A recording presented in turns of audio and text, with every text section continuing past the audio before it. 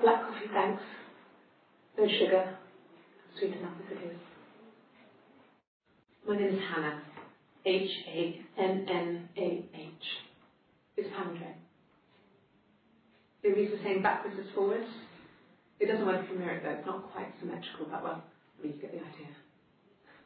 Sorry. Hannah Smith. I live at 31 Gladstone Street. Simon Smith. He works at Anne's Brothers Glass.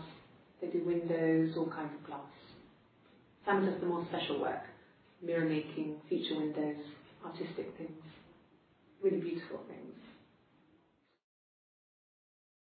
A mobile phone? Yeah.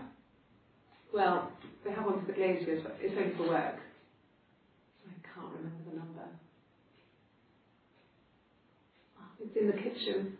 I saw it plugged into its charging cradle. Simon is 6 foot, darkish blonde hair, average build. He's clean shaven. If his beard grows, it goes ginger, so he shaves it. I mean, not that there's anything wrong with ginger hair. I bought a photo instead of a spring photo. This was taken last year on holiday in Rome. It's the best one I have. No, he doesn't have any tattoos. He has a scar down here near his stomach, past his hip. Cut himself with some glass. That was before, a long time ago. He looks just like the photo. He's not got his glasses on here though. He takes them off with the camera. But he needs them to see properly, you know. You have to read a newspaper or a menu in a restaurant. Not book so much, or watching TV. He likes TV. He was wearing a shirt, a blue turtleneck shirt and jeans. He has a watch, it's a really nice one. That was a gift from his boss, Eric. He had his coat, a long grey duffel coat, black pants there. But he would have taken that with him, it's not in the house. So, it was Friday evening, we had an argument, he left. On Saturday he didn't come back. I waited all day. He was supposed to go help Eric out with something on the Saturday afternoon. They had a job, he didn't show. So Eric was ringing on the phone. I checked at the Rock, that's our local. They said they'd seen him on the Friday night, but not since. He still wasn't back this morning. It just isn't like him at all. Still not back by dinner time. It's getting dark again. So I decided to come see you. His parents haven't heard anything either. It's the Rock in St Anne's, the Rock. It's run by a nice couple, Peter and Susan. There's some other regulars there that Simon likes to drink with, and the barmaid they're having sometimes, Helen. Peter said Simon had been in and had a few drinks. No. I think he spoke to Helen. She said he was upset about her argument, but I'm not sure what else he said. He likes Helen. He likes blondes. There's married couple stuff. A stupid argument, nothing specific. No one knows how to push your buttons better than those you're close to. No. I mean, yes, we have arguments, but he never runs off. He always comes back. We make up. It's always that way. A long time. We got married when I was 17. Childhood sweethearts. Something like that. Are you married, detective? Suicide? No. I mean, he would never do anything like that. He is not the kind of person to do anything like that. I mean, to hurt himself? No. No. Not drugs. I mean, he drinks, but never very much. He goes to the pub and has one or two. Sometimes we go together. He drinks wine with food, but no, he doesn't have any kind of drinking problem. Yes, there's a car that we share of Cavalier and a van he uses for work. It's owned by Eric, but we look after it. Both of them are there now, parked on the street. I'm not sure about the keys for the van. I can look for you when I get back. No. I'm not sure what strange would be, but he hasn't been acting odd. He's been busy at work, but nothing too stressful. Sure? Yes, of course, if that would help. Will you phone the house to let me know when you want to come round? Then I can make sure that I'm there. He has a wallet, a huge, silly thing. Leather. Real leather, I think. He packed it full of stuff. Business cards, receipts, lottery tickets. Always carries it in his back pocket. I think that's why he's got a bad back. Except the disc. I haven't seen it, so he must have it on him. He always takes it out of his back pocket before, when he comes in, if he's in the house. Yes, that would be in his wallet. It's a Visa, a silver one. He doesn't like to spend money he doesn't have, so he usually pays with cash, but Eric convinced him to get one. Sure, I think. I do all the bills and paperwork and handle all the money stuff, so it should be easy for me to find. Do you want them dropped off to you? Yes. There's an Amstrad one. No one uses it very much. There's a printer so you can write letters on it. Simon sometimes plays games, you know, Climb the Tower, Save the Princess, that kind of thing. No, he doesn't keep a diary. That's my thing. I've kept one, well, as long as I can remember, since I was a girl. It helps make sense of my day. And when you're forced to put something into words, it just gives you perspective. Everyone's on the same page. Simon isn't the type to run off or do anything crazy. Someone must have done something to him, or there must have been some kind of accident. So what do we do next? Thanks. Please find Simon. I love him so much.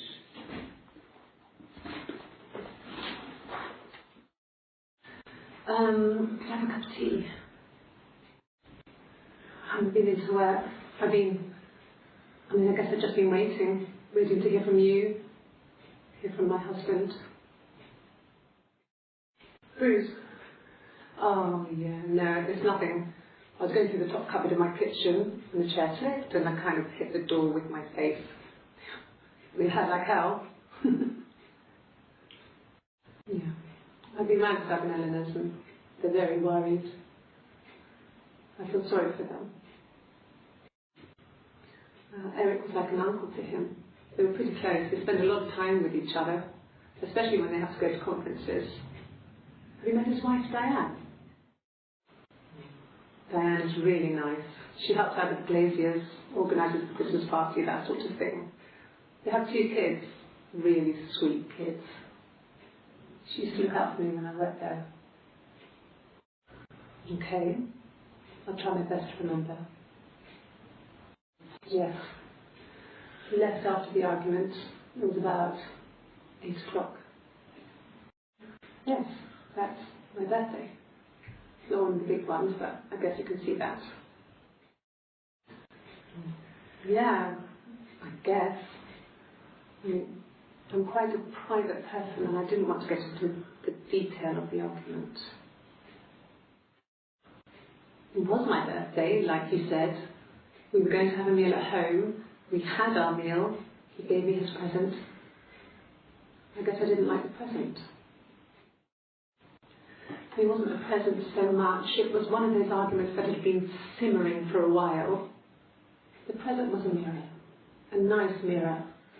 He'd engraved the glass, the kind of mirror a princess would have in a story. He made it especially for me.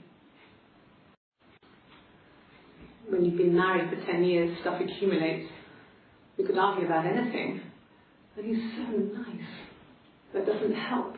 He tries to smooth things over, and that just makes it worse. We're both passive-aggressive, so we never normally argue directly about anything.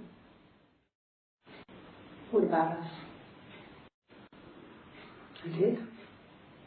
Well, we met when we were 17, both working at the Glaciers. Yeah, when I was at school. I worked part-time in the front shop. It was sort of an extended family thing. My dad used to work there, my mum worked there before I was born. I took care of paperwork, filing, typing out invoices, that kind of thing. It was a good job for a girl back then. I didn't work a till or anything, though. I was quite shy, so I wouldn't have liked to have worked a till. No, he was as shy as me. I asked a friend to ask him out for me. We had our first date at the Odeon in North End. We went to see Risky Business. I had on my one best dress. Simon paid. He bought me a Whisper, and I was worried about getting chocolate on my teeth. I got pregnant. Both our parents had a big powwow. We weren't even in the room, and they decided we should get married. I guess you could call it that, but we were both happy to get married. It was a beautiful wedding. We had our first dance to Come Back and Stay. I'm not sure if that's a good wedding song, but I loved it. I chose it. It was genuinely our first dance. We'd never danced together before. It was probably awful to watch, but I enjoyed it. It felt like it was just me and Simon for that moment. Just the two of us. We spent the wedding night in a hotel in Brighton. It would have been too much to do more. We were saving for the baby. It was wonderful to be in a hotel, away from home, just alone together. Since then, we've always tried to get away for our holiday. We couldn't afford our own place. Simon dropped out of school, went full-time at the Glaciers. That was Eric's generosity. We moved in with his mum and dad. They had a spare room for us and the baby, if it came. It was a nice change, time to myself, living there for those months, full of hope. No, I lost the baby. I had a miscarriage at 8 months. We carried on living at Simon's parents until, well, it was only a few months after. Then my parents died. It was the worst year of my life. A miscarriage and then my parents. At the time they said it was poison, food poisoning. I mean, I felt so guilty. If I'd still been at home, maybe I could have done something. Yes. I inherited it from my parents, so it made sense to move back, me and Simon. Felt like going back to old ways before the pregnancy. Reminded me of being a girl, the dollhouse in the attic, old things. We didn't sleep in my parents' bedroom for a long time. We decorated it as soon as we moved in, but it was another year before we started sleeping there. I got a job to contribute, you know. Doug knew someone and I got a job as a dinner lady at the primary school. They said it didn't matter if I could cook or not, just don't poison the kids. So you see, it's always been complicated between me and Simon.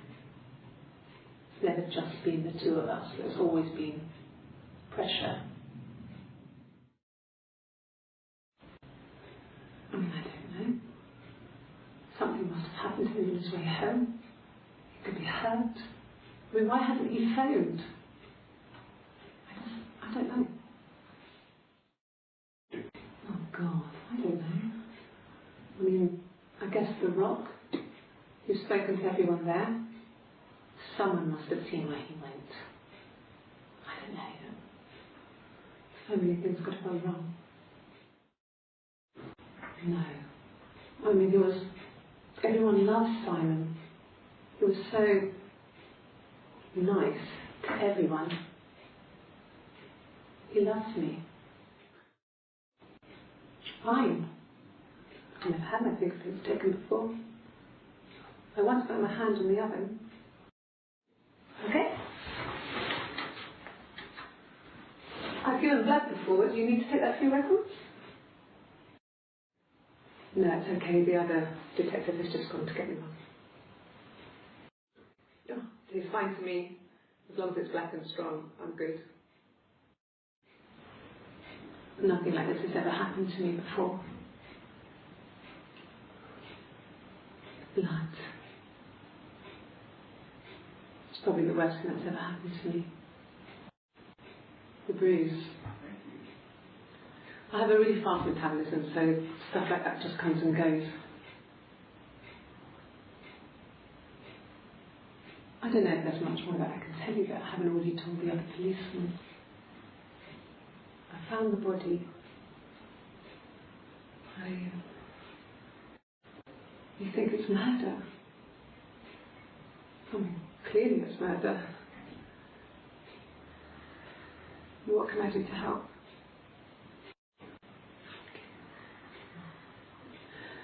It was after dinner. I'd spoken to Sam's parents on the phone. I looked up for an early night and I suddenly had this thought. I think it was something his mum had said.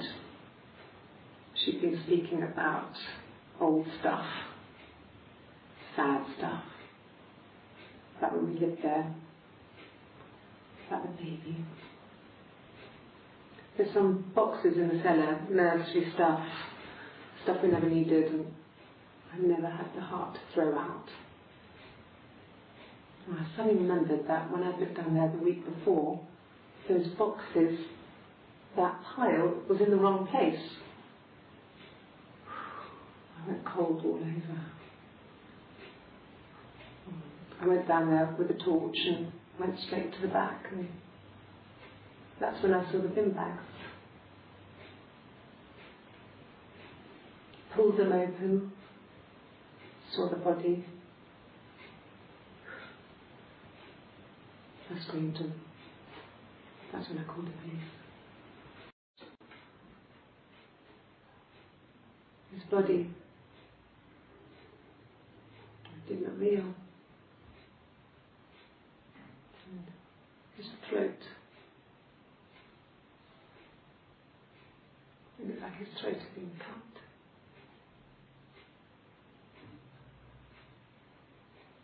And the ends of his glasses, as his thick glasses.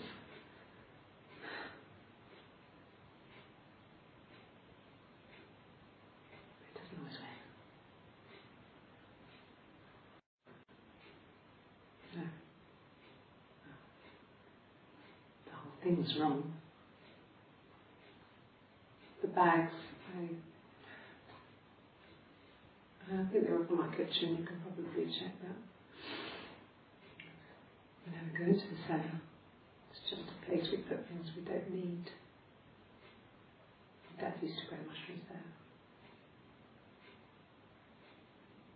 there. The bags were taped up.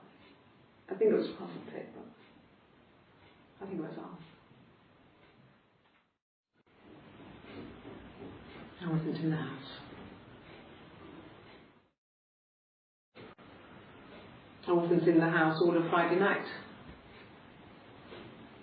After the argument, after Simon left, I left too. I was upset and I wanted to get away. So I took the car. I got in the car and I drove. And just kept driving north. Just kept going, just wanted to get as far away as I could. When I finally stopped, I was all the way up in Glasgow. I was so tired. Just had to sleep.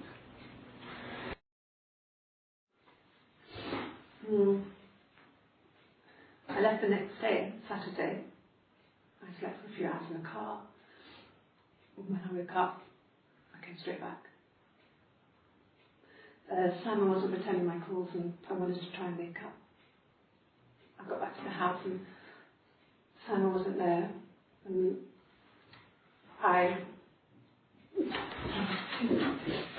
Is there a pin? Yes, I'm fine.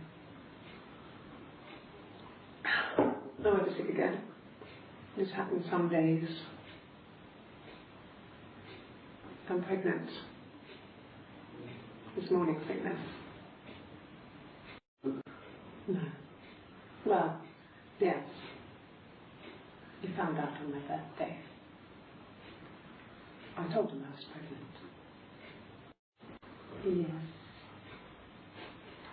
It was a shock to him. I mean, he never thought it was possible. I don't know what he...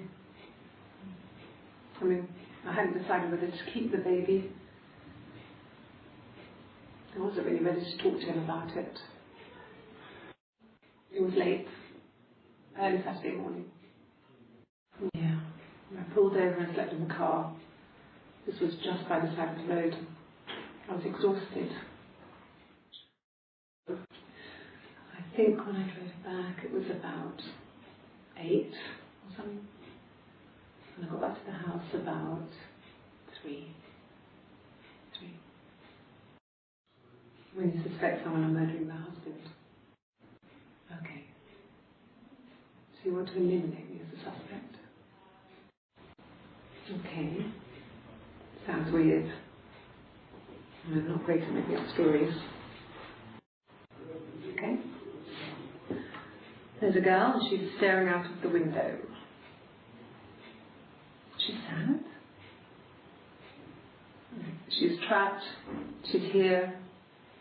She's looking out the window because her mother won't let her out. It's Rapunzel. The story starts when she's born. Mother Gothel, a witch, takes Rapunzel from her parents and keeps her locked up in this tower. Rapunzel gets pregnant by the prince, and Mother Gothel is furious, so she cuts off her hair and throws it. Actually, her hair's already short here, so that's already happened. But she throws her into the wilderness, and Rapunzel is reunited with the prince, who's blind. But she kisses him with her tears and says, "Is that a happy ending? Is that too much?" Sorry.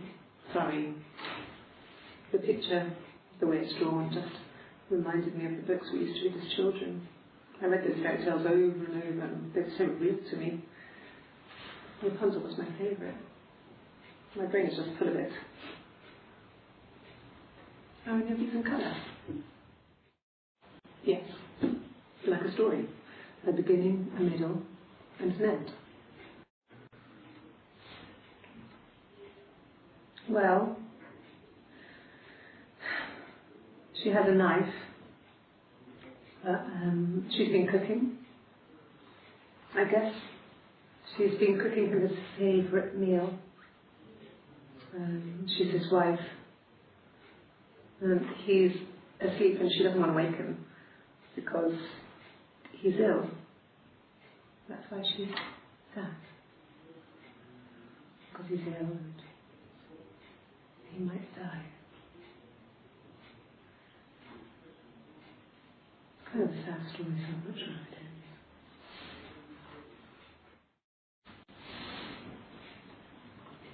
She's crying, I guess. She's sad because she thought she saw her husband with another woman.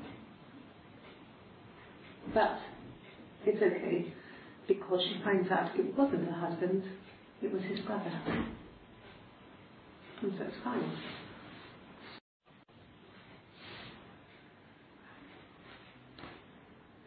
Okay, she's being chased. They're trying to catch her because she did something bad. I guess she broke the rules. Or maybe they think she did something bad. Maybe it wasn't her fault. She looks scared, not guilty. Maybe it was mistaken identity. I don't know. Did I pass? Sorry, I messed it up with all that Rapunzel stuff. Do you need me to do that card again? Yes. I read a lot as a child and watched lots of TV. Then the doll's house we had, we still have in the attic. It's kind of a fairy castle. We used to play up there and make up our own stories. And when I woke up, okay. I woke up, Simon was already up and he made me birthday breakfast of eggs Benedict. We both had to go to work, so we saved presents till later. I got to work, had some birthday cake, children sang me happy birthday, then I came home. The birthday meal was a takeaway, and Simon gave me his present, which I didn't mind. And after that, we talked about the baby. Turned into a big argument. Simon left. I was furious. I wanted to get as far away as I could and get some space to think. So I left. Yes. I got to Glasgow. I was exhausted, so I pulled over and slept in the car. I woke up because the rubbish truck went past. I got some petrol, bought a coffee and a pastry, tried calling Simon from the payphone, and then headed back. Empty. Yes.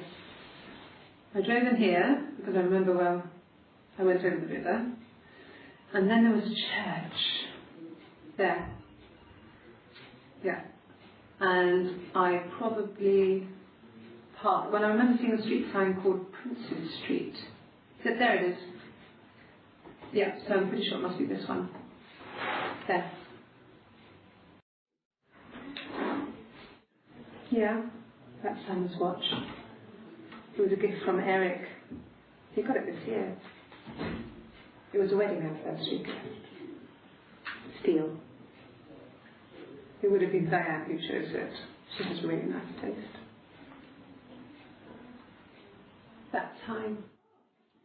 You must eliminate me. I was in Glasgow then. I didn't. I slept in the car. I left about 9 that night. And you wasn't there. No, I don't think so. Glasgow was deserted that early in the morning. Asked the hospital. When I arrived in Glasgow, I was exhausted. The streets were empty. I was driving badly. And I hit a taxi. Not a big crash, just paintwork. The guy was so pissed off because I didn't have a driving license on me. But when I told him I was pregnant, he made sure I got to the hospital so they could check me out. It was fine. The hospital must have details when I was looked at. There's a scratch on the car. That should eliminate me as a suspect. If I was in Glasgow, can't be in 2 places at once. I thought it made me sound suspicious. It's not a normal thing to do to drive to the other end of the country. I wanted to keep it simple. I knew it was stupid not to tell you everything. Saying I spent the night in Glasgow when my husband went missing, I thought it would, distract you from what was important. It's different now.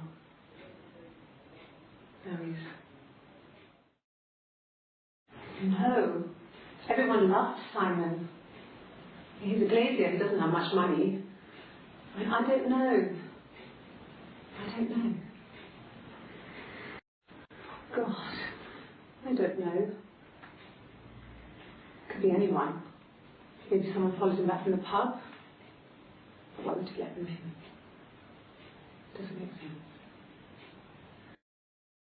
Yeah, I had to let myself in. The door locks with swings too. Yes. I always pull it shut and then lock the bigger lock with the key. No, I don't think it was. I turned the key, but it was already unlocked. No, they were shut. Most of the windows were really hard to open anyway. It was stifling in summer. They were painted over by my dad. Could have left a door open accidentally. Or there's a cat sat in the back door. No, no cat. My parents had a cat before they died called Domino. It was this little black thing with white dots. And we never did anything about the cat that much. She was thin, you could maybe squeeze through it. I think so.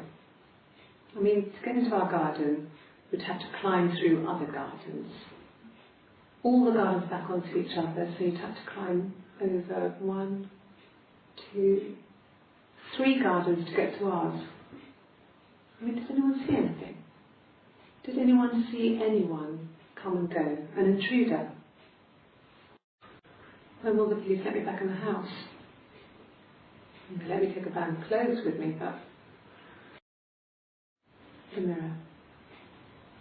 I can't remember. I put it somewhere safe. Upstairs, I think. Haven't looked at it since. Simon's parents offered to put me up, but I didn't think it would be a good idea. It would be too sad. Not right now. I'm staying at a friend's. A cup of tea would be good, thanks. 1 sugar. Well, fine. Considering.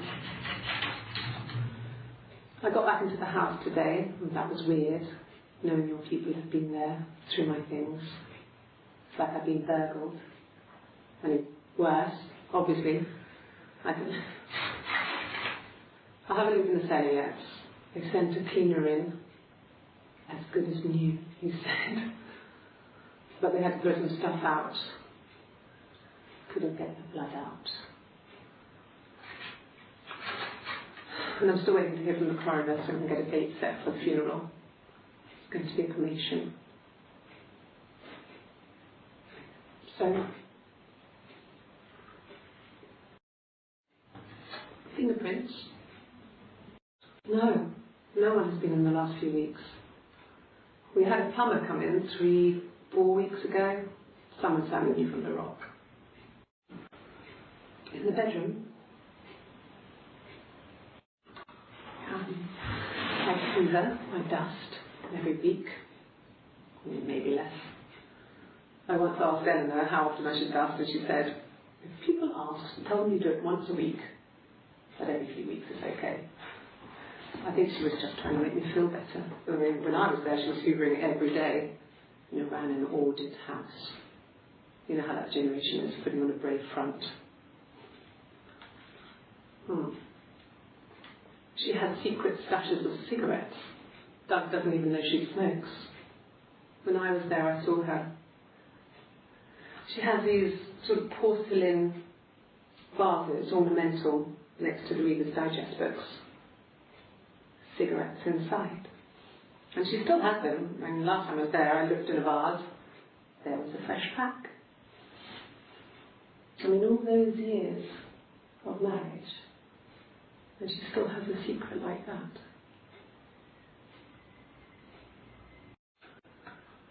Well, a week or so ago, it would have been the Saturday before my birthday. You know, I get like that on the weekends, have a lie-in, then want to get up and blitz the house. Yes, yeah. I would have cleaned them. I changed the sheets too. With the fingerprints in all those places. Could they have been my parents' fingerprints? I'm not sure how long they last for, but is that possible? That can't be right. In the bedroom. I sleep on the right side of the bed as you come in from the door. You can tell because I have 2 pillows and he just has 1. What kind of hairs? A wig? You mean? But what type of wig? No, I've never worn a wig. What kind of wig? Could the hairs have come from somewhere else? I mean, could they... We have a lot of dolls in the attic. There's a Rapunzel doll with long blonde hair. Could they have come from there? Okay. I parked up on the street. It was busy, so I had to park down the end of the road. Walked up, knocked on the door, no answer. I took my keys out of my bag and unlocked the door. The main lock was unlocked. You can tell because the key doesn't turn when you try to turn it to the left. I walked in. Sam's coat wasn't on the peg. I couldn't see his shoes in the shoe rack. I shouted out. I walked straight into the kitchen because he usually sits in there to have a cup of tea and read his paper, but he wasn't there. I touched the kettle. It was cold. I looked quickly in the living room. Nothing. I walked upstairs to the bedroom and he wasn't there. I didn't search for him because it was pretty clear he wasn't there. I had a shower. The phone rang whilst I was in the shower. I didn't answer it. I think it was Eric. Then I was just exhausted. So I lay down on the bed and I fell asleep, though I didn't mean to. I woke up a couple of hours later and I was surprised to see no one in the bed next to me. And then I remembered where I was and what had happened. That's when Eric called again. This time I spoke to him. Then I called Vaganelna. And then I decided to come and see you. Is that enough?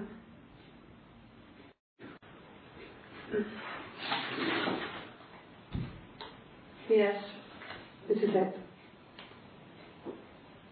He made it himself. It's a special one-off. He made it. He decorated it. That's his thing. Where do you find it? Silverleaf? No. He normally silvers them properly. This mirror, it's supposed to look antique. The reflection isn't as good. It's the perfect mirror for someone who doesn't like to look at their own reflection. Look, on his clothes, that would make sense. He made it. By hand. I mean, he brushes the silver onto the glass. It's not how they make mirrors these days. I mean, he made the mirror. And he gave it to me.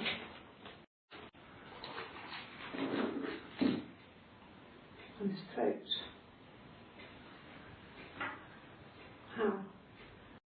An affair. Simon wasn't having an affair.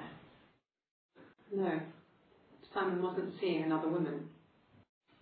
Good. Happy.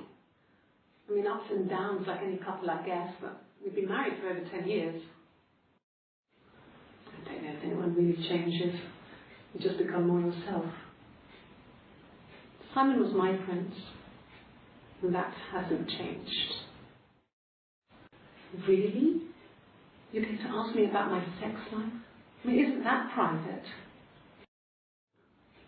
Are you married? How is your sex life?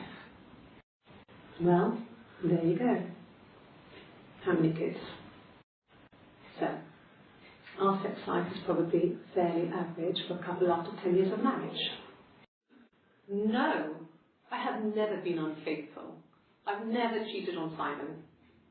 No, you're talking to the wrong person if you think I'm some kind of a slut. If you think I'm the kind of person that would have had sex with all those guys. Not really. He would go to the pub. He had his drinking buddies there, but no one ever really came back to the house. Sometimes Eric, his boss, and his wife would come in for dinner. That would be us returning favour. Diane is a really good cook, into her trendy ingredients. And the last time Simon cooked something off MasterChef, he got the recipe off feedback, and I did my Lloyd Grossman bit, commenting from the sidelines. I had to find fennel from the supermarket. Have you ever eaten fennel? Hurt someone? Yes. But everyone thinks that from time to time, right? You just want to lash out. Well, my friend Eve, I mean, she was a friend from when I was a kid, and she was always more popular with the boys, and I used to hate her for it. I mean, really hate her sometimes. Yes. We'd fight. We fought on the beach once, and I held Eve's head underwater. There was no one else around.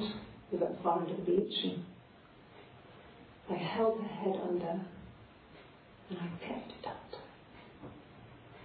And for a moment, I just wanted to kill her and watch her drown. But that was it. It was just a moment. We made up after. It was a love-hate relationship. A police station. Yeah. When I was young, we ran away on my birthday. Bob Dylan was playing in London, and we thought we could break into his tour bus and have him take us with him. The taxi driver we paid to drop us off. I mean, we'd saved money, pinched a bit here and there to pay for the fare. He was suspicious because we were so young, so he told the police. So they came and picked us up and took me back to Portsmouth. My mum picked me up in the station. But I blamed everything on my friend Eve, so my parents let me off. Maybe a fresh cup of tea?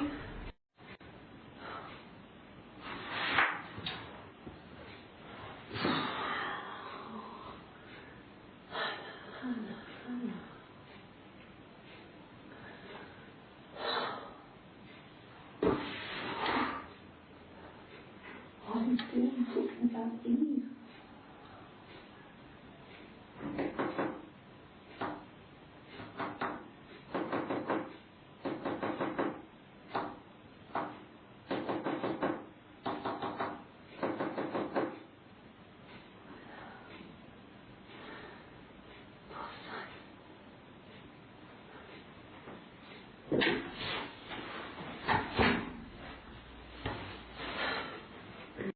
Just the one sugar. Thanks.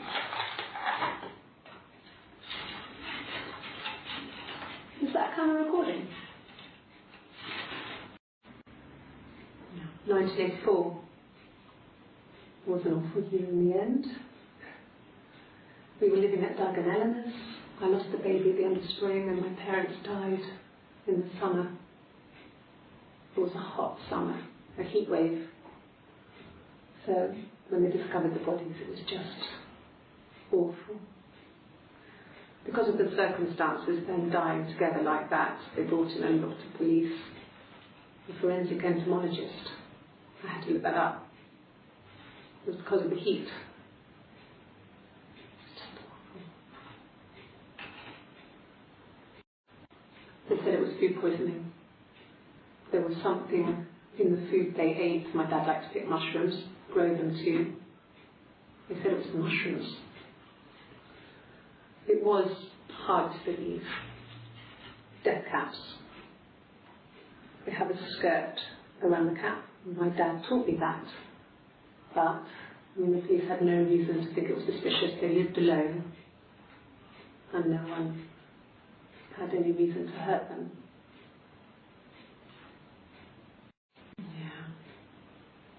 They got started feeling ill, thinking it was flu or something. The neighbour called me. I had to use my key to let them in. We found them dead in their bed. And they'd been there for days. No one had noticed. Just awful. It was so soon after my miscarriage. In the worst year of my life. I'd been so happy to get married, and after that it was just like, fuck.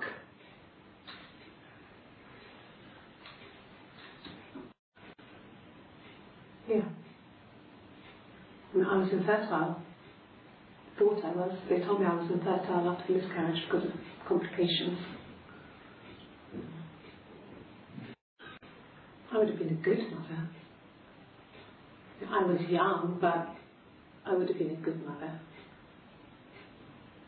She was a girl, by the way, the baby. We were going to call her Sarah. Simon wanted to call her Ava after his nana, but I didn't want her to have a symmetrical name. That's all that matters, really, the baby. Simon's dead, but the baby, that's how he will live on. Our baby.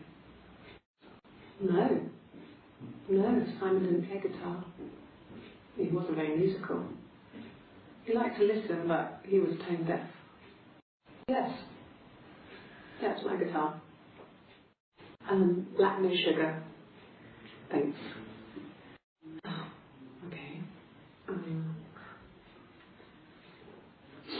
I parked up on the street. It was busy, so I parked down the end of the road. I walked up to the house. I knocked on the door. No answer. I took my keys out of my bag, unlocked the door. The main lock was unlocked. I could tell because the key wouldn't turn when I tried to turn it to the left. I walked in. Simon's coat wasn't on the peg. I couldn't see his shoes on the shoe rack. I shouted out for him. I walked straight into the kitchen. He usually sits in there to have a cup of tea and read his paper. He wasn't there. I touched the kettle. It was cold. I looked quickly into the living room. Nothing. I walked upstairs to the bedroom. He wasn't there. I didn't search for him because it was pretty clear he wasn't there. Then I had a shower. Whilst I was in the shower, the phone rang. I think it was Eric, his boss. I didn't answer it. Then I came out and I was just exhausted. So I lay down on the bed and I fell asleep, but I didn't mean to. I woke up a couple of hours later and I was surprised to see no one in the bed next to me. And then I remembered where I was and what had happened. That's when Eric called again. I spoke to him. Then I called Simon's parents. And then I decided to come and see you. Better now? Yes. I speak with Eleanor at least once a day. Not that there's anything much to say.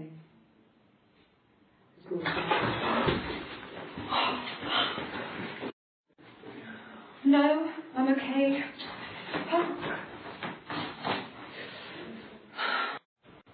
Oh, my tattoo.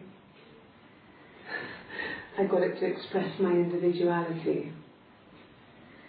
It's an apple and a snake.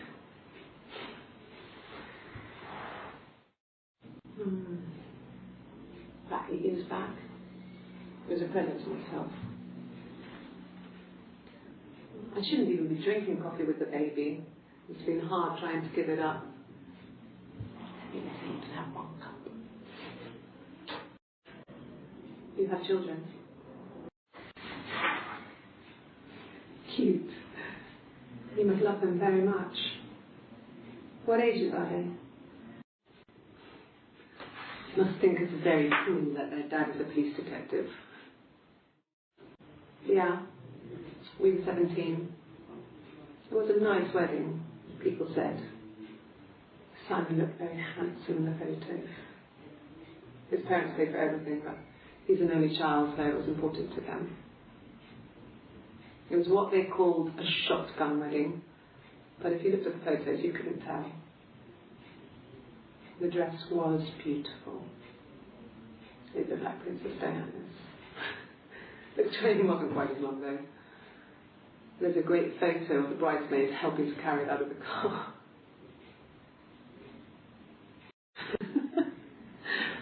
Was he my first? No need to be so coy. No, he wasn't my first. That would have been Carl. He was a local boy in a band.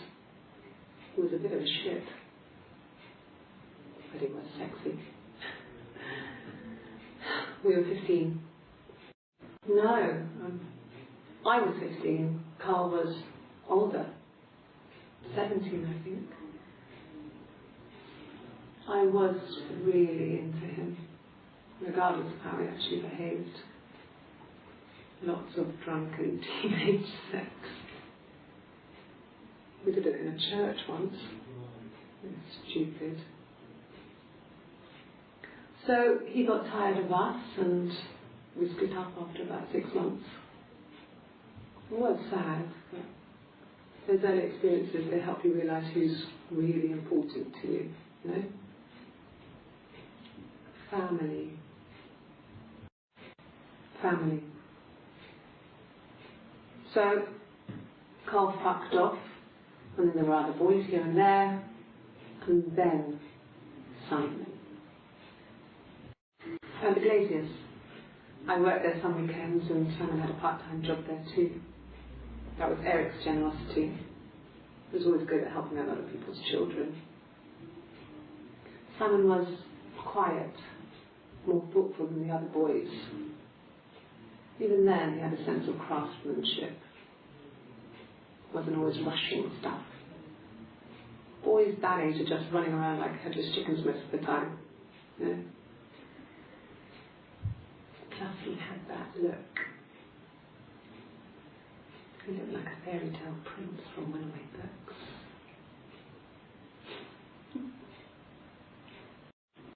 I wouldn't say that. It could be passionate. It's just, it was more than that. It wasn't just sex like I had been with the other boys. Have I ever cheated on Simon? You asked that question yesterday. Simon was very moral about that sort of thing. He wouldn't just walk out there and sleep with anyone. He wasn't that kind of guy. He took his marriage very seriously. Simon never cheated on me. He was devoted to me, and I was devoted to him. Nothing in life is easy. We were good to each other. Life isn't a fairy tale. You do what you can. You're reaching here, and I don't know why. No, I've never cheated on anyone. I've never taken anything from anyone. Simon is dead. But I have my baby to care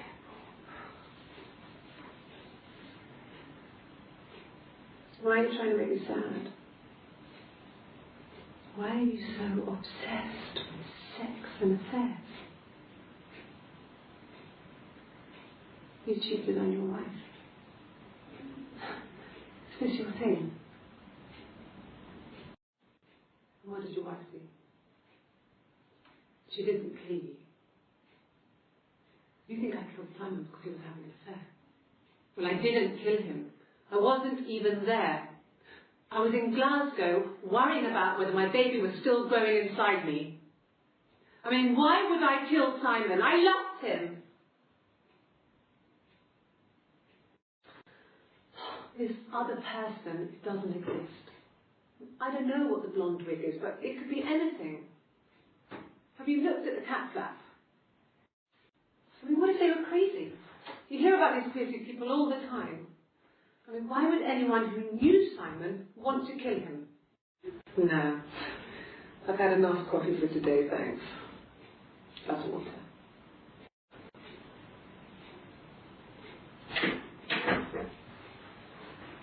Is that camera recording? If you put me on, you've been framed. I want the money. Yeah? That's me. But February, and that was months ago. What's that got to do with Simon's murder? Well, I don't know. I probably had to pop out and get something, that's why I was speeding. And that wouldn't have been noted on my timesheet. But I really can't remember back to February. Well, I remember the ticket, of course. I paid it without telling Simon. Didn't want to get told off. And they put points on the licence. Like I said, I think I was popping out to get something, ran out of something, had to grab something. I sometimes drive too fast. If you want, you can arrest me for that. You must be desperate police if you're getting hung up over 6-month-old speeding tickets.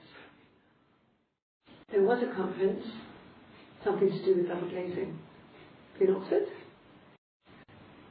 Are you sure?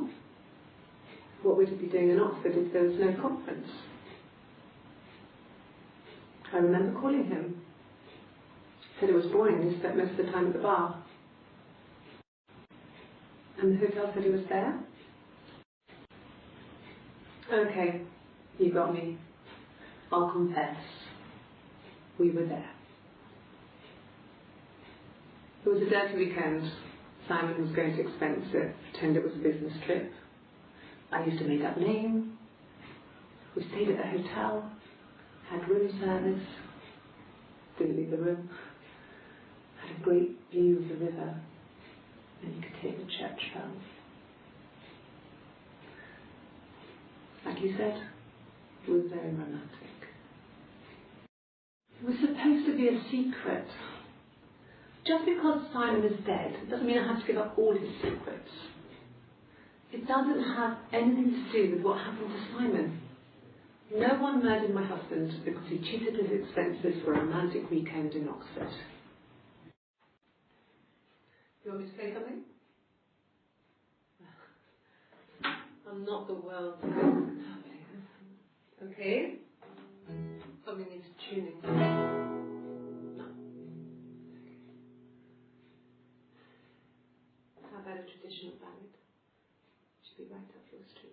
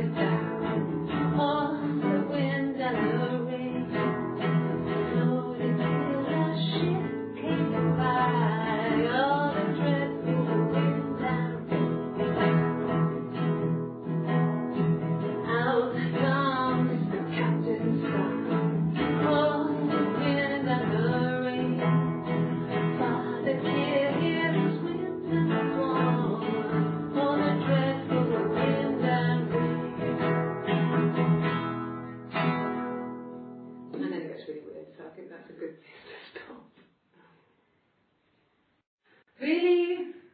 Okay. Here's the rest. Oh, they made a boy of the doctor. Oh, the wind and the rain. Fiddle with a fiddle came walking by. Oh, the dreadful wind and rain.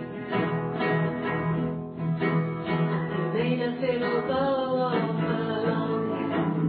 Oh, the wind and the rain. Yes, he made a fiddle bow of her long blonde hair. Oh, the dreadful wind and rain.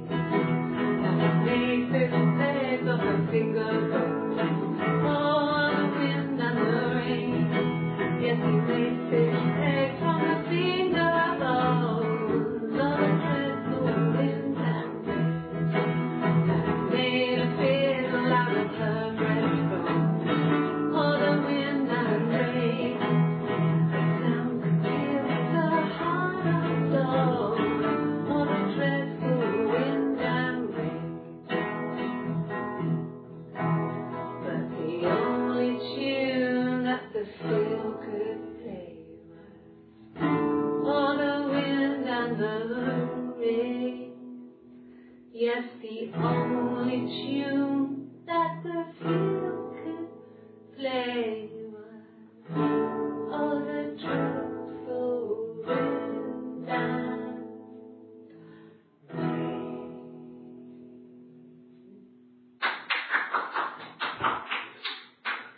Anything you say may be used as evidence against you. Sam and Eric arguing? No, I can't imagine they'd be arguing. And they get on so well. Unless it was something to do with work. Maybe Sam was being too much of a perfectionist. But I don't know. You should have coffee, I guess. Milk and sugar. This is the third day running you've called me in. I speak to Doug and Eleanor every day. And they've been asking a lot of questions. About me. Should I be worried? Am I a suspect? I don't see how it's hard. We've established I was in Glasgow when he was killed. You've spoken with the hospital. Rehearsed. You ask me the same question, you'll get the same answer. Is that your evidence? Of course I thought about what happened then. It's all I've thought about. My husband is dead. Twins? Really? Are you really asking me that question? Are you out of your mind? Twins? Really? Go on then. Take the cup. Run your fingerprints. They'll match. Fucking idiot.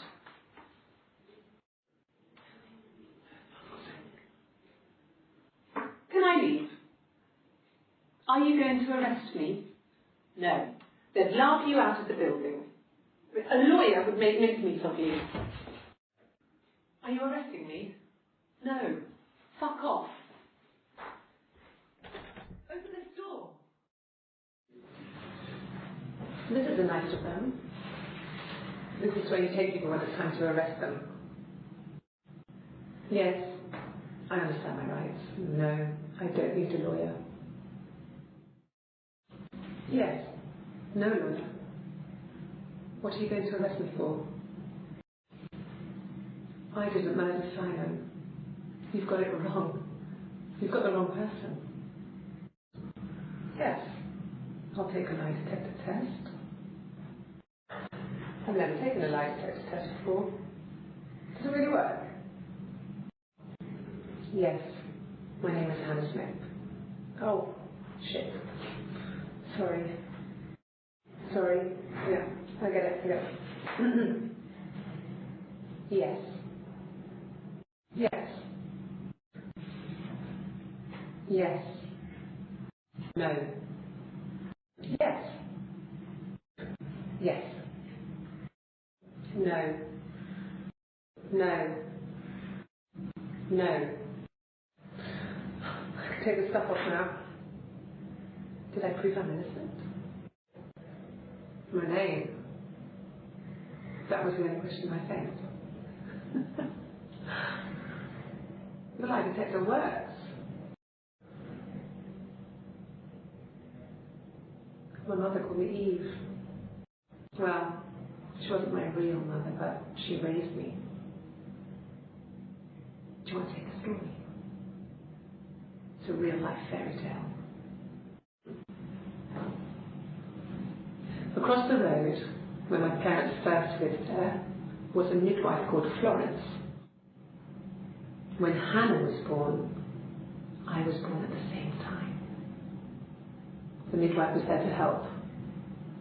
I'd been throttled by the cord, probably wrapped around my neck by Hannah. The midwife told my mother I was dead. But I wasn't. She wrote all this stuff in a diary. Amazing what people will admit to on paper. Florence took me home with her. Mother hadn't been expecting twins and had a healthy baby. I guess she was just happy for Florence to clean up. Take away the evidence that this was anything but a happy occasion. Florence raised me in her home. I never left it. She kept me out of sight. It wasn't odd for people to see a midwife with a baby, carrying in supplies, washing nappies, that sort of thing. I never knew any different. I grew up looking out of my window and seeing her across the road. I thought it was like a reflection in the mirror. She was me. Yes. The first time we saw each other, it was strange. We both realised at the same moment, I think. We must have seen each other before, but there was this instant when we first realised it wasn't a reflection. The reflection was staring back. I think I was 5. It was my birthday. My reflection was wearing a party hat and waving. I knew what party hats were from books. And it suddenly occurred to me, today must be my birthday. I waved back and we just spent ages waving at each other and copying each other's movements.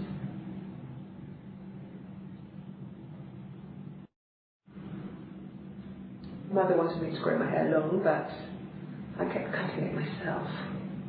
I wanted to look like my reflection. She always had short hair when she was little. Mother would hide the scissors, but I would find a way. Cut it with a bread knife, something like that. My reflection would always leave her house and go on adventures, but I never could. Mother taught me at home, and I had books and TV. TV was magical, but it was only on when it wanted to be, so I spent a lot of time reading books. Fairy tales. Stories about lost princesses, evil witches, magical mirrors and lost children. So you see, even before I knew the truth, I found it in those stories. Florence was a warm, kind person, but she was broken, I guess. When I found her diary, I also found a biscuit tin with other stuff in it, older papers, letters, that kind of thing. Her story was in there. I never really spoke to her about it. I was far too young to really understand, I guess. I just put it together later, once I was older. She had loved children, planned to have a large family, but her husband died in the war. And that was back when you married for life. She never felt like she could marry again. Isn't that strange? She was a widow from her 20s. Well, I mean, I guess it was different then. You know, you married for life and she felt she could never marry again. I guess it was harder, a war widow. One of the dead. I don't know, maybe there was more to it than that. I don't really know. No. It was just me and her. Eve was the name they were going to call their first child. They talked about it and were going to try and bring it back. Florence's family had a history of firstborn girls, so they were convinced it was going to be a girl. It's hard to know if this is all true. These are stories I remember that I read when I was a child. Maybe I misread, maybe I misunderstood. Sometimes it's hard to remember what happened last week.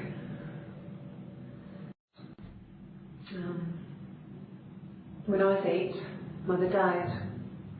She slipped down the stairs. It was an accident. I had read a diary at that point and I knew she wasn't my real mother. So I burned the diary that day and I left. Walked out and across the street.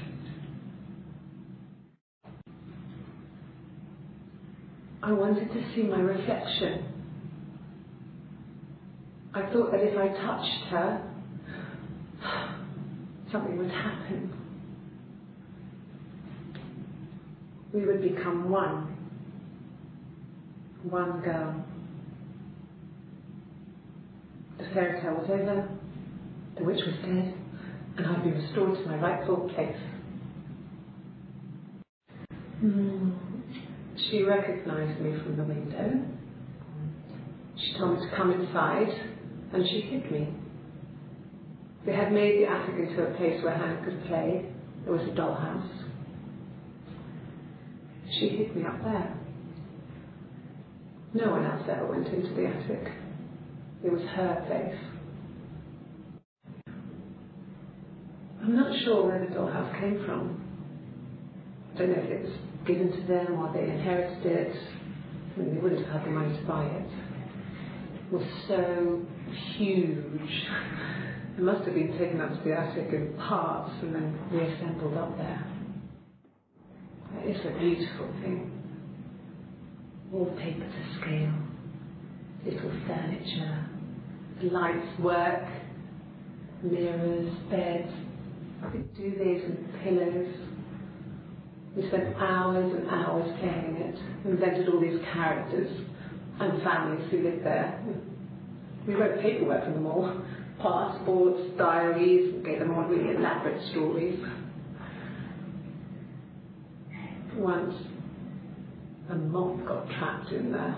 We'd left the lights on. It was making the most horrendous noise. We tried to kill it, but it was tough. We ended up crushing it under a copy of the Arabian Nights.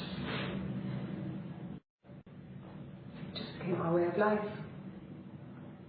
We would swap places and take it in turns to do things. And we were very careful. Whoever had been out that day would come back and write a detailed diary so that we were on the same page. We had a list of rules that said what we could and couldn't do in any given situation. It was exhaustive.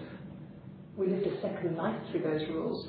Rules for things that could only ever happen inside our imaginations.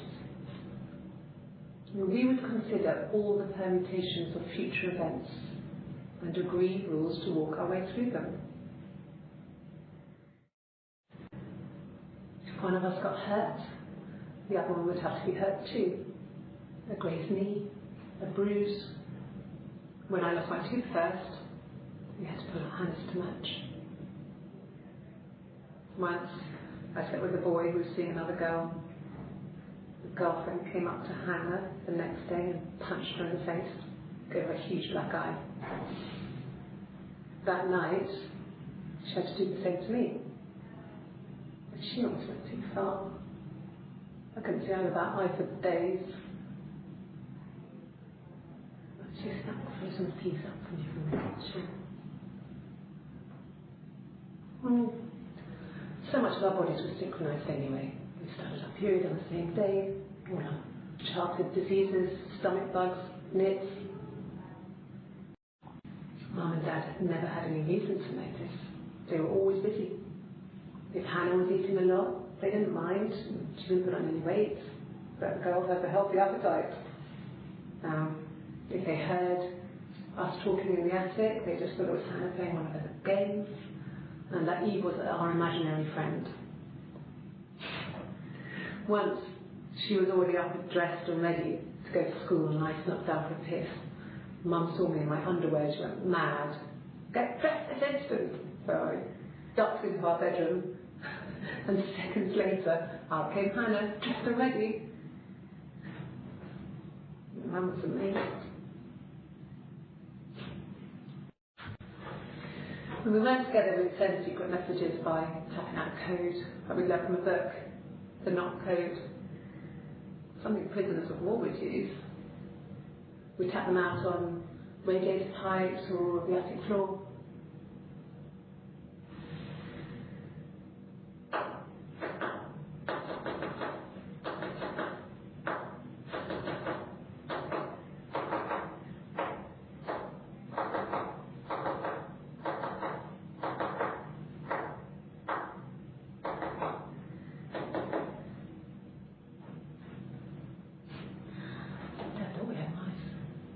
But they couldn't find any.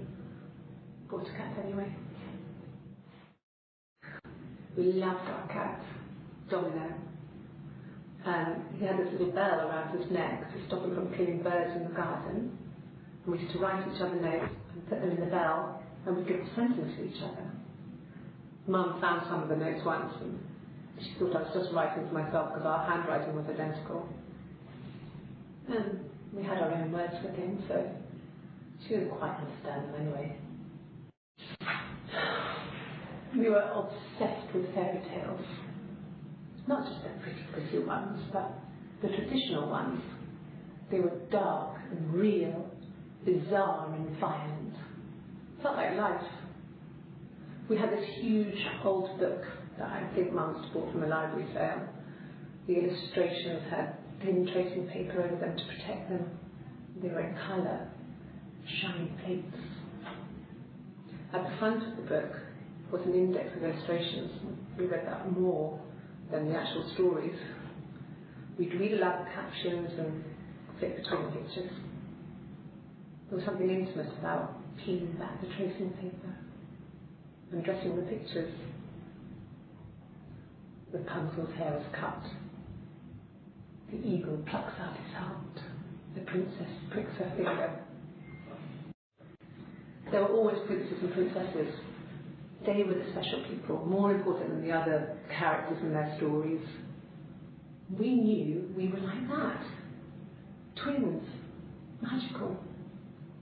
We were the princesses. We had a poster of Princess Diana from the newspaper up in our attic. Had a private place. And underneath we used to put all our special things. When her engagement was announced, we were obsessed with everything she did. And later, when her life went so bad, we felt for her. Her divorce last year just kind of drew a line under things. When beautiful people died, we always felt like it was a sign. You remember Princess Grace Kelly? She died in a car crash the year before we met Simon. We used a Ouija board to speak to her, and that gave us the power to find him. That's what we thought then. That people who died tragically leave some kind of magic behind. We used to share dreams. We used to wake up and write them down in our diaries immediately and compare them. Mum and Dad never knew what was going on and got so good at it. We were so in sync that we'd use each other to cheat. If one of us had a hangover, the other one would go to school. Whoever was best at a subject would sit the exam. There were lots of differences between us. Some things one is better than the other at. Differences? She's a better driver than me. She passed the test for us. I tried to take it and nearly crashed the car. Learned that you can't rely on confidence to get you through everything. She is the shy one. She was especially shy around boys. If Hannah liked a boy, I would have to pursue him. It was that way with Carl. Hannah met him first. And she had such a crush. I let him take my virginity after a night that his band had played at. It got difficult. When I was with Carl, we would have sex, but Hannah couldn't let her see she was a virgin. She had lots of excuses. After a while, we decided that I should take Hannah's virginity. It's not that different to a bruise, pulling a tooth, a grave. We used a hairbrush. After that, we took him in turns, but I was always the one who seduced the boys. Until Simon. Hannah was so smitten with Simon. She started getting jealous, didn't want to share. Even the first date, we went to see Tom Cruise at the Old Odeon. We both went, kept changing places in the toilet. We only had one best dress, so we had to keep swapping clothes. I just thought we had terrible bladder problems. The next date, it was my turn. At the end, I let him kiss me, but that was it. We didn't want another card on the hand, and the Ouija board had said to hold back. After that, it was Hannah's turn, and she slept with him. Broke the rules. Deliberately broke the rules. She wanted to be the first to sleep with him. I mean, that's when she got pregnant. From that one time. Can you imagine? I tried to get pregnant too, but it didn't happen. I slept with so many boys, men. My body refused. I think my period stopped because hers had. I was pretty ill. I mean, how could we stay the same now? Felt like Hannah had really fucked things up. Set us down separate paths. We had become different. No. The parents decided there would be a wedding. And after the wedding, Hannah moved in with his parents. There was no way I could follow. So we were separated again. I stayed in the attic. It was hard. It's like I suddenly didn't exist. I would sneak out, but in case anyone recognized me, I started wearing a wig. Hannah and I would meet up in the park. I was trying to get pregnant. But I couldn't. I mean, I couldn't do it with anyone we knew, so it was sex with strangers. Drunk guys I'd met in clubs, parks and alleyways. I was 17. It felt like I was being punished. But it was Hannah who had betrayed us. I had to stop when one of the guys gave me an STD.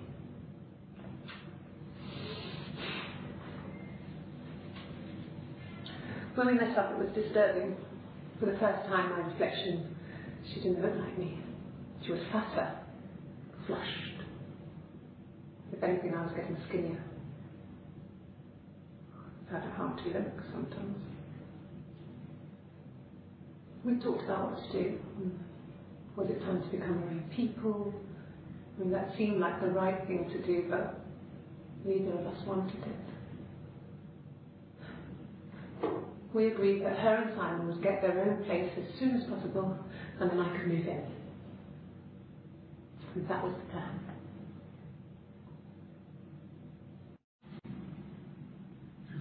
Hannah had a miscarriage. This was late in the pregnancy, and it left her infertile. Felt like the universe had corrected its course. We were aligned again. But Hannah and Simon were still living with his parents. They were married. Simon had a job at the Glaziers now. Eric had given him a full-time position after he left school. And then I was living in the attic. It was a very hard time. I was depressed, was still pretty sick of the STD. When I came down one morning, they were dead. They were in bed and both had been sick. They'd thrown up a lot. And I slept through it.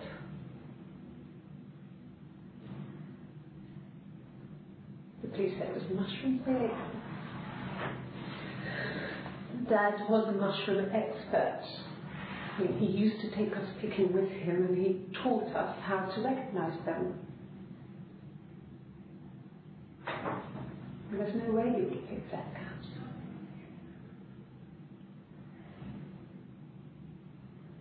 But the police believe that's what happened. They never even looked in the attic. Yes, It was a cremation for the best. We both wore black and had veils, so it was easy. And after the funeral, everyone came back to the house and served up sandwiches. And I stayed out of sight. The legal stuff was completed very quickly. Hannah moved back in with Simon. Eric gave Simon the week off to help with the move.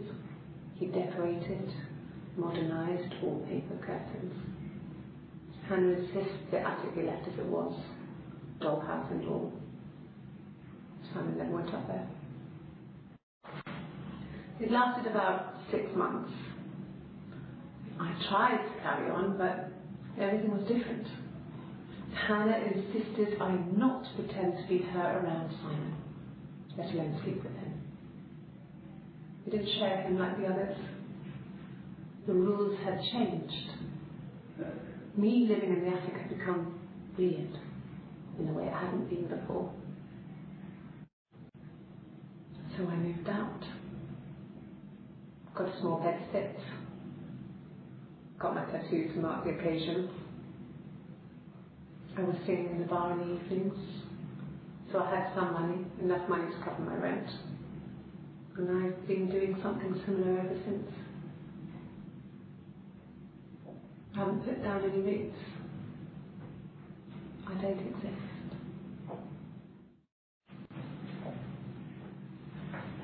He saw me singing one of my shows. Pure chance.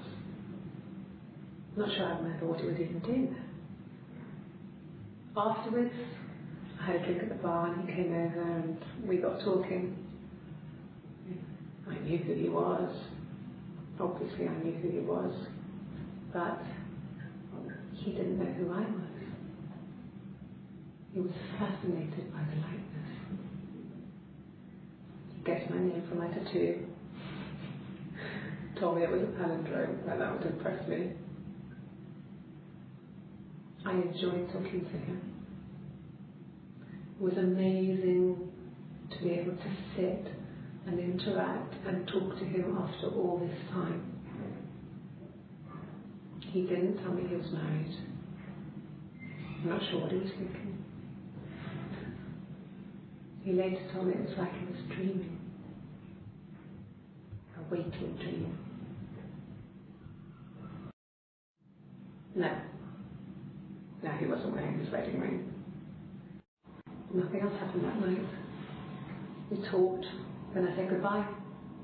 Then next week I was singing in the bar again and there he was.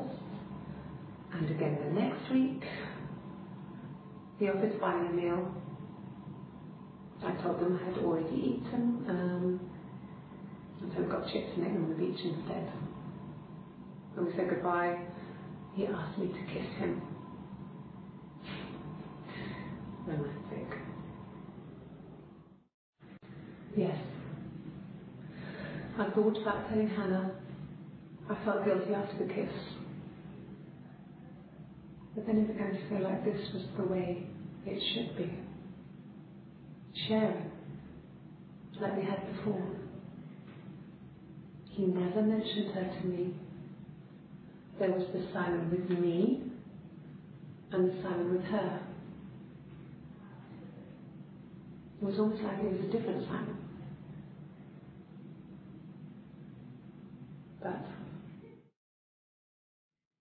after the kiss, the next time, he took me back to the house, to our parents' house, to their house. So, it was definitely him. I sometimes think he wanted to get caught to prove to himself that we were different people. He told me about his marriage, told me how his wife was completely different to me. I almost started laughing.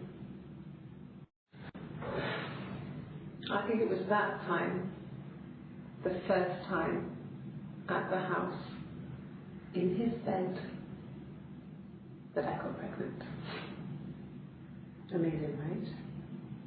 This fucking magic sperm. And they say lightning doesn't strike twice. I didn't tell him. I was 3 periods. I had pretty irregular periods anyway, but 3. I had always thought we were infertile. Both of us. I didn't tell him. Just waited. Hannah and I were meeting for our birthday, and I told her because I thought she would be happy for us both. I think she was.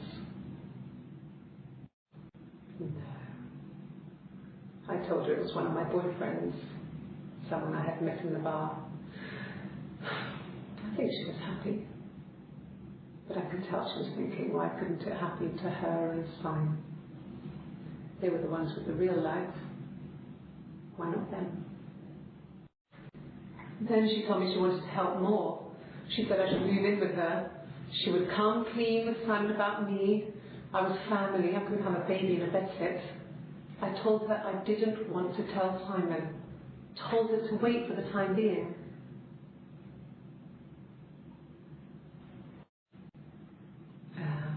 When she went home, Simon had a birthday tea waiting.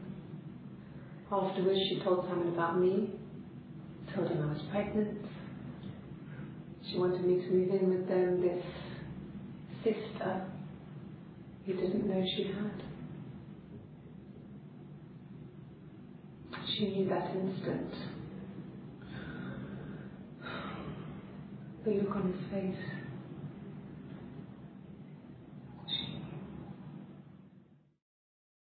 She sent him out of the house, kicked him out, called me up, crying, and I went round. I guess I had a feeling I could hear something was wrong in her voice, but I wasn't sure what it was. She called me sister on the phone. She never calls me that. This was about 9. I went round and she was waiting for me. She was furious and so angry. The kind of anger you could only have towards yourself. We screamed at each other, argued, cried, we fought. I hit her back, left a bruise. I had my wig on from performing, she tore it off. Eventually, we grew tired of fighting and I left. It's like I told you before, I drove. I took the car and drove. I don't have my own car, but I have a spare set of keys. I just drove north. I wanted to think there's some space between me and them. Everything I told you before is true. I stopped at Glasgow. I was tired, exhausted. I pulled out and I hit a car. My car was okay, but I was worried about the baby, so I went to A&E to get the okay. Everything was fine. Slept in the car. When I woke, I tried to call Hannah from a paper and she wasn't answering. And then I decided to drive back. I had decided that she was more important to me than Simon. Like I said before, it was 3, something like that. I walked in, saw Simon. He was on the floor of the living room. His throat had been cut. There was a lot of blood.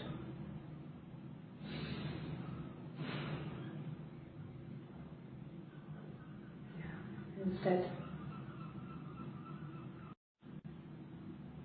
She was sat behind him. She had my wig on. And she'd been there all day.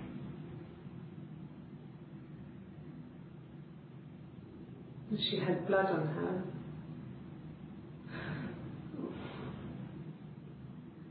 And she was in shock.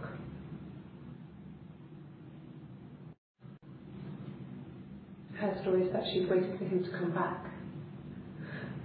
She put on my wig, some on my clothes, pretended to be me.